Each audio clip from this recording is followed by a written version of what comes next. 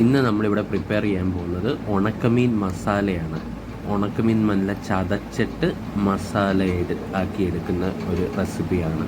അതിനാദ്യമായിട്ട് നമുക്ക് കുറച്ച് പാനിൽ നമുക്ക് എണ്ണ ഒഴിച്ചിട്ട് എണ്ണ നല്ല ചൂടായി വരുമ്പോഴത്തേന് അതിനകത്ത് ഉണക്കമീൻ നല്ല ചതച്ച് ഉണക്കമീൻ, അതായത് ഉണക്കമീൻ നല്ല വൃത്തിയാക്കി കുറച്ച് നേരം വെള്ളത്തിൽ വെച്ചിട്ട് അത് ചതച്ചെടുക്കണം. അത് മുള്ളില്ലാത്ത ഏതെങ്കിലും ഉണക്കമീൻ എടുക്കുന്നതായിരിക്കും നല്ലത്. നല്ല മാംസമുള്ള ടൈപ്പ് ഉണക്കമീൻ എടുക്കുന്നതായിരിക്കും. മുള്ളുള്ള ഉണക്കമീൻ എന്ന് പറയുമ്പോൾ അത് ചതയ്ക്കുമ്പോഴത്തേന് പിന്നെ അതിൻ്റെ മുള്ളൊക്കെ വന്ന് കഴിക്കുമ്പോൾ ബുദ്ധിമുട്ടായിരിക്കും. ഉണക്കമീൻ എടുക്കാം, നമുക്ക് ഉണക്ക ചെമ്മീൻ എടുക്കാം, അങ്ങനെ എന്ത് വേണമെങ്കിലും എടുക്കാം. ഉണക്ക ഇറച്ചിയാണെങ്കിലും നമുക്ക് ഇതുപോലെ ഈ റെസിപ്പി നമുക്ക് ചെയ്യാം. എന്നിട്ടിപ്പോൾ എണ്ണയ്ക്കകത്തിട്ട് നല്ല പോലെ അതൊന്ന് വറുത്തെടുക്കണം. നല്ല ഒന്ന് ഗോൾഡൻ ബ്രൗൺ കളറാവുന്നത് വരെ നല്ല വറുത്ത് നല്ല എടുക്കണം. അപ്പം നമുക്കത് നല്ല ഒന്ന് വറുത്തെടുക്കാം. ഇതിപ്പോൾ ഞാനൊരു 2-3 ഉണക്കമീനെ എടുത്തിട്ടുള്ളൂ. ചെറിയൊരു കറി പോലെ ഒരു 2-3 പേർക്ക് കഴിക്കുന്ന രീതിയിൽ. അപ്പം നല്ല ഒന്ന് വറുത്ത് അത് നമുക്ക് എടുക്കാം.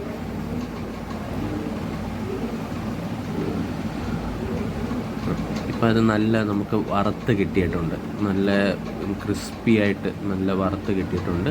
ഇനി നമുക്കത് വേറെ ഒരു പാത്രത്തിലോട്ട് കോരിയെടുക്കാം. കണ്ടോ, നല്ല ഗോൾഡൻ കളർ, നല്ല വറുത്ത് കിട്ടിയിട്ടുണ്ട്.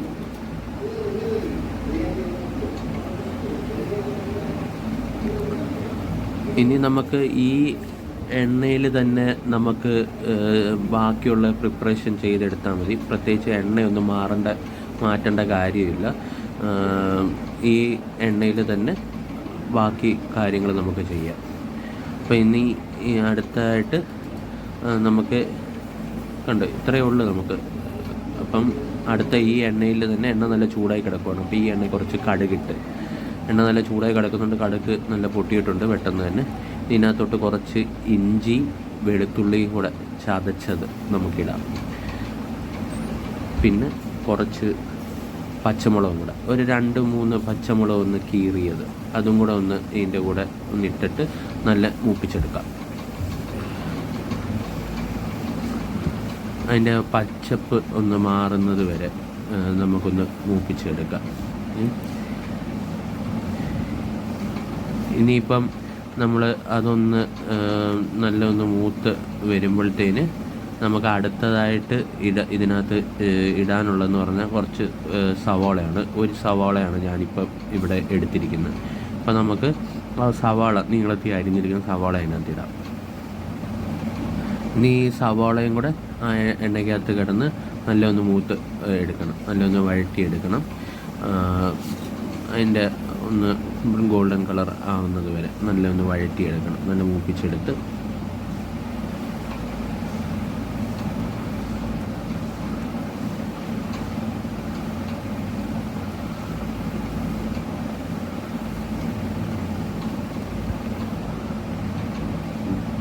സവാള ഒന്ന് നല്ല മൂത്ത് വരുമ്പോഴത്തേനും ഞാനിപ്പോൾ ഇതിനകത്ത് ആഡ് ചെയ്യുന്നതെന്ന് പറഞ്ഞാൽ കുറച്ച് തേങ്ങ ഒന്ന് ചതച്ചെടുത്തിരിക്കുന്നത്. മിക്സിയിൽ ഇട്ട് ഒന്ന് കുറച്ച് തേങ്ങ എടുത്തിട്ടുള്ളൂ. ഇതിപ്പോൾ ഞാൻ കുറച്ച് ഉണക്കമീൻ എടുത്തിരിക്കുന്നതുകൊണ്ടാണ് കുറച്ച് തേങ്ങ എടുത്തിരിക്കുന്നത്.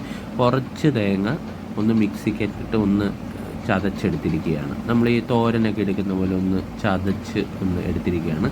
ഇപ്പോൾ തേങ്ങ ഇടണ്ടാത്തവർക്ക് അതും വേണ്ട, ഇത് ഓപ്ഷണലാണ്. ഞാൻ ജസ്റ്റ് ഇട്ടെന്നേ ഉള്ളൂ. അപ്പം അതിനൊരു വേറൊരു ടേസ്റ്റ് കിട്ടും.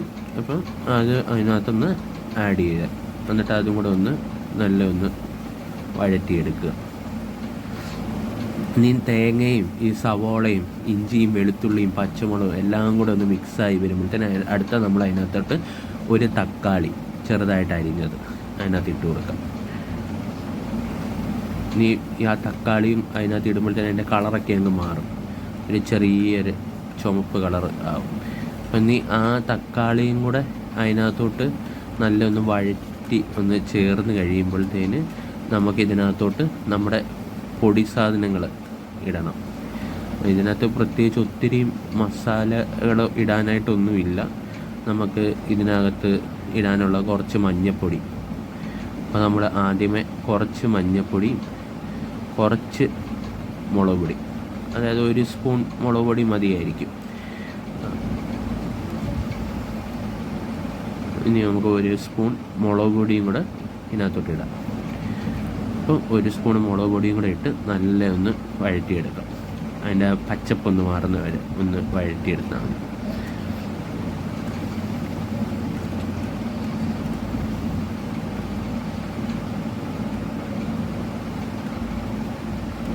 നല്ല ഒന്ന് വഴറ്റി എല്ലാം കൂടെ ഒന്ന് നല്ല ഒന്ന് മിക്സ് ചെയ്ത് നല്ല ഒന്ന് ആക്കിയെടുത്താൽ മതി.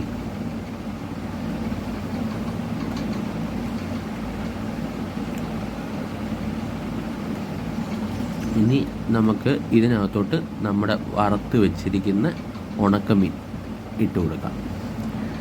ഉണക്കമീനെല്ലാം നല്ല പൊടിയായിട്ട് ഇങ്ങനെ ഉണ്ട്. ഇനിയിപ്പം ഇങ്ങനെ പൊടിച്ചെടുക്കണ്ടെങ്കിൽ പീസായിട്ട് വേണമെങ്കിൽ ചതച്ച പീസായിട്ട് തന്നെ വേണമെങ്കിൽ അങ്ങനെ എടുക്കാം കേട്ടോ. അപ്പോൾ ഇത് എല്ലാം ഒന്ന് നമുക്ക് മിക്സ് ചെയ്യാം. ഏകദേശം നമ്മുടെ ഇത് റെഡി ആയിട്ടുണ്ട് ഉണക്കമീൻ മസാല. അപ്പോൾ ഇത് നമുക്ക് കൂടുതൽ ഇതിനകത്ത് ഇനിയൊന്നും ചെയ്യുന്നില്ല. പിന്നെ ഇതിനകത്ത് പ്രത്യേകിച്ച് പറയാനുള്ളൊരു കാര്യം എന്ന് പറഞ്ഞാൽ ഇതിനകത്ത് നമ്മൾ ഇപ്പോൾ ഇത് ചെയ്തപ്പോഴൊന്നും നമ്മൾ ഉപ്പ് ചേർത്തിട്ടില്ല. അപ്പോൾ ഉണക്കമീൻ നല്ല ഉപ്പുള്ളതാണ്. അപ്പം പ്രത്യേകിച്ച് അതിൻ്റെ പുറത്തൂടെ ഇനി വേറെ ഉപ്പും കൂടെ ചേർക്കേണ്ട നമുക്ക് ആവശ്യമില്ല. അപ്പോൾ നമ്മൾ കുറച്ച് നേരം അത് വെള്ളത്തിലൊക്കെ ഇട്ട് വെച്ചിട്ടുണ്ടായിരുന്നു. അപ്പോൾ ആ ഉപ്പ് കുറച്ച് പോയി. അപ്പോൾ കുറച്ച് ഉപ്പും അതിനകത്തുണ്ട്. അപ്പം നമുക്കിനി അതിനകത്ത് ഉപ്പിടേണ്ട കാര്യമില്ല. അപ്പോൾ എല്ലാം കൂടെ ഒന്ന് മിക്സ് ചെയ്ത് കുറച്ച് നേരം എല്ലാം കൂടെ ഒന്ന് കൂട്ടി വെച്ചേക്കും. കാരണം അതിലെ ഉണക്കമീനിലെ ഉപ്പ് എല്ലായിടും ഒന്ന് പിടിച്ച് നല്ല ഒന്ന് മിക്സായിട്ട് വരാൻ വേണ്ടിയാണ് നമ്മളങ്ങനെ വെച്ചിരിക്കുന്നത്. അപ്പോൾ നല്ല സ്മെല്ലൊക്കെ വരുന്നുണ്ട്. ഈ ഉണക്കമീൻ വറുത്ത് കഴിയുമ്പോൾ തന്നെ അപ്പുറം ഇപ്പുറം വീട്ടുകളിലെല്ലാം നല്ല മണം വരും. അപ്പോൾ ഇപ്പം നല്ല ഈ മസാലയും കൂടെ ഒക്കെ ആയപ്പോഴത്തേന് നല്ലൊരു സ്മെല്ല് വരും. പിന്നെ ഇതിനകത്ത് നമുക്ക് വേണമെങ്കിൽ കുറച്ച് ഗരം മസാലയൊക്കെ ആഡ് ചെയ്യാം കേട്ടോ. നിങ്ങൾക്ക് ചിക്കൻ മസാലയോ മീറ്റ് മസാലയോ ഒക്കെ ആഡ് ചെയ്യണമെങ്കിൽ അങ്ങനെയും ചെയ്യാം. ഓപ്ഷണലാണ് അതൊക്കെ. അതൊക്കെ ഇഷ്ടമുള്ളവർക്ക് അങ്ങനെയും ചെയ്യാം. ഞാനിപ്പോൾ ഇതൊന്നും ആഡ് ചെയ്തിട്ടില്ല. നമുക്ക് സിമ്പിളായിട്ട് ഉണക്കമീൻ മാത്രം ഉള്ളപ്പം വെച്ച് ചെയ്യേണ്ട ഒരു ചെറിയൊരു മസാല. ഇപ്പോൾ ഇതിനകത്ത് എനിക്ക് കുറച്ച് ഉപ്പ് കുറവായിട്ട് തോന്നിയിട്ടുണ്ട്. അതുകൊണ്ട് ഞാനിപ്പോൾ ഇതിനകത്ത് ശകലം ഒന്ന് ഉപ്പ് ആഡ് ചെയ്തു. കാരണം ഞാൻ കുറച്ച് വെള്ളത്തിലൊക്കെ നേരത്തെ ഇട്ട് വെച്ചിരുന്നതുകൊണ്ട് ഉപ്പ് ശകലം കുറവുണ്ട്. അതുകൊണ്ട് ഉപ്പ് ആഡ് ചെയ്തു. അത് നിങ്ങൾ ലാസ്റ്റ് ഒന്ന് നോക്കിയിട്ടൊന്ന് ചെക്ക് ചെയ്താൽ മതി. അപ്പോൾ എല്ലാം നമ്മുടെ റെഡി ആയിട്ടുണ്ടെങ്കിൽ നമുക്കൊന്ന് വേറൊരു പാത്രത്തിലോട്ട് നമുക്കിത് സെർവ് ചെയ്യാം. അപ്പോൾ എല്ലാവർക്കും ഇഷ്ടപ്പെട്ടെങ്കിൽ ഇതൊന്ന് ലൈക്ക് ചെയ്യണം. Okay, by.